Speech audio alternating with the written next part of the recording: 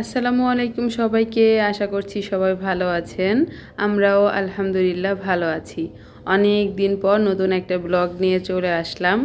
আসলে বর্তমান আমি অনেক ব্যস্ত, যার কারণে কোনো ভিডিওই আপলোড করতে পারি না। আর এই যে ভিডিওটি দেখছেন, এই ভিডিওটি আমার আজ থেকে 2-3 মাস আগের করা একটা ভিডিও, সেটাই আপনাদের সঙ্গে শেয়ার করতেছি। আর ওই দিন আমরা এলআরটি করে যাচ্ছিলাম কেএলসিসিতে। তাসলিমার ভাইপো এসেছে বাংলাদেশ থেকে, মানে ওর ভাইয়ের ছেলে। তো তাকে নিয়ে আসলে আমরা ঘুরতে এসেছি, যেহেতু মালয়েশিয়ার আইকনিক প্লেস হচ্ছে এই পেট্রোনাস টুইন টাওয়ার। তো সেখানেই এই জন্য ওকে নিয়ে আসা। এখানে তো আমরা অনেকবার এসেছি, আর এখানে যতবারই আসি দেখি এখানে এরকম অনেক অনেক মানুষের সমাগম থাকে। আর এখন বর্তমান আমরা একটু কেলের বাহিরেই থাকি বলতে গেলে, 1 ঘন্টার ডিস্টেন্সে, যার কারণে খুব একটা এখন আসা হয় না। তারপরে সব মিলিয়ে ব্যস্ততা, যার কারণে আর খুব একটা এখন বর্তমান ঘোরাঘুরি করা হয় না। আসলে মানুষ যেমন পরিবর্তনশীল, সময়ও তো পরিবর্তন হয় মানুষের। তো সময়ের সঙ্গে সঙ্গে সব কিছু মানিয়ে নিতে হয়, এটাই হচ্ছে নিয়ম। তো এই যে পেট্রোনাস টুইন টাওয়ার বা সুরিয়া কেএলসিসি, তো দেখতেই পাচ্ছেন সবাই এখানে মানে সবার মতো করে ছবি ওঠাচ্ছে, বসে আছে। তো আমরাও আজকে রাত পর্যন্ত এখানে থাকবো। কেমন লাগতেছে?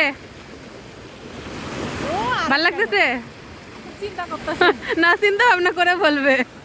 আর একজন দেখুন, এই যে কি পানি ধরবা? এই যে আম্মা, কি হয়েছে? আপনি পানি ধরবেন? হ্যাঁ, এখানে তো পানি ধরা যাবে না আম্মু।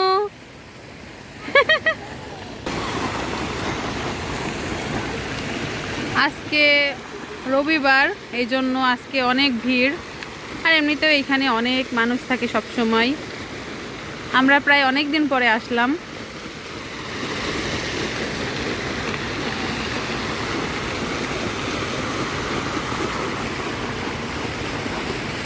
এই যে তাসলিমার ড্রেসটা অনেক সুন্দর হয়েছে, ও এবার বাংলাদেশ থেকে আনছে, খুবই সুন্দর।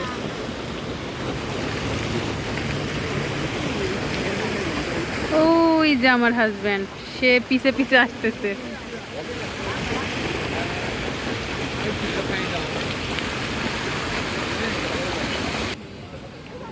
কেএলসিসির এখানে যে একটা ব্রিজ আছে, তো আমরা সেখানে চলে এসেছি। আর এখান থেকে ছবি তুললে অনেক সুন্দর দেখা যায়। আর এখানে এত ভিড় ছিল ছবি তোলার, সত্যি কথা বলতে আসলে আমরা সুযোগই পাচ্ছিলাম না ছবি ওঠানোর।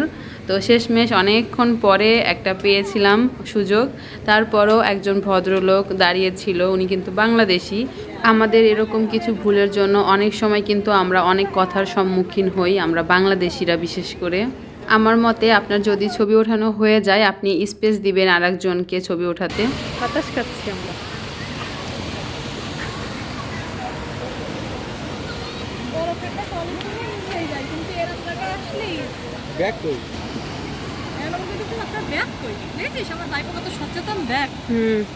এরকম দু একটা সচেতন মানুষ থাকা প্রয়োজন। চলো এই মাছটা আমরা ধরে ভেজে খাই। এই মাছটা চলো, জান্নাতুল তুমি ধরবা? চলো আমরা মাছটা ধরে ফেলি, ধরে ভাজি করে খাই। চলো। তোমার মামা কো? তোমার মামা এইবার ওই যে ওই জায়গাটায়। হ্যাঁ,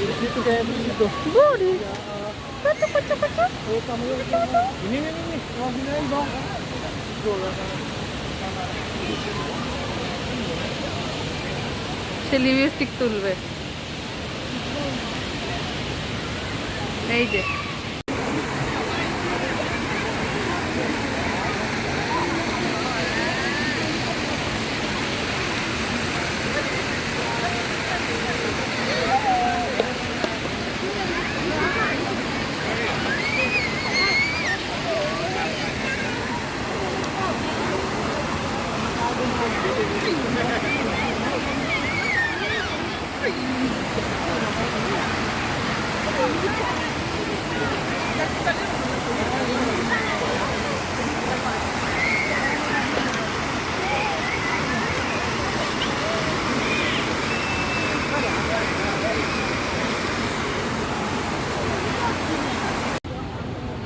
আমরা এখানে রাত পর্যন্ত ছিলাম ওয়াটার ডান্স দেখার জন্য, দেখতেই পেলেন।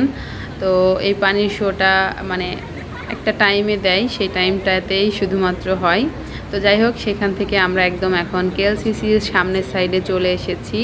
এইখানেও মানুষ কিন্তু কম না। তো এখানে আমরা একটু আর কি ছবি টবি ওঠাবো, এরপরে আমরা চলে যাব, কারণ আমরা আজকে এমআরটি এলআরটি করে এসেছি যেহেতু, তাই যেতে সময় লাগবে। আর এই ভদ্রমহিলা দেখুন ছবি ওঠানোর স্টাইলটা কি। তো আমি মানুষের খালি ছবি ওঠানোর স্টাইল দেখছিলাম আসলে। আমি আর তাসলিমা মানে এখানে এসে মানে সামনের সাইডে এত সুন্দর সুন্দর আপুরা মানে এত মানে সুন্দরভাবে পোজ দিচ্ছিল, যা দেখতে দেখতে আমাদের মানে হাসতে হাসতে পেট ব্যথা হয়ে গিয়েছিল ওই টাইমটাতে। তো যাই হোক, আপনাদের সঙ্গে আর ওইগুলো শেয়ার করা হয় নাই। আর এই হচ্ছে কেএলসিসির সামনের সাইড বা দেখতে এরকম। তো সবসময় আর কি কেএলসিসির লাইটটা এরকমই যে সাদা রঙেরই থাকে, বাট মালয়েশিয়াতে যখন কোনো অকেশন থাকে সেই ক্ষেত্রে কেএলসিসির লাইটগুলো আর কি কালার চেঞ্জ হয়, তখন দেখতে না আরও বেশি সুন্দর লাগে। আজকের ভিডিওটি আপনাদের কাছে কেমন লাগলো অবশ্যই কমেন্ট সেকশনে জানাবেন। আর যারা আমার চ্যানেলটি এখনও সাবস্ক্রাইব করেন নাই, প্লিজ আমার চ্যানেলটি সাবস্ক্রাইব করে দিবেন। তো সবাই ভালো থাকবেন, সুস্থ থাকবেন। আজকের মতো ভিডিওটি এতটুকুই। আল্লাহ হাফেজ।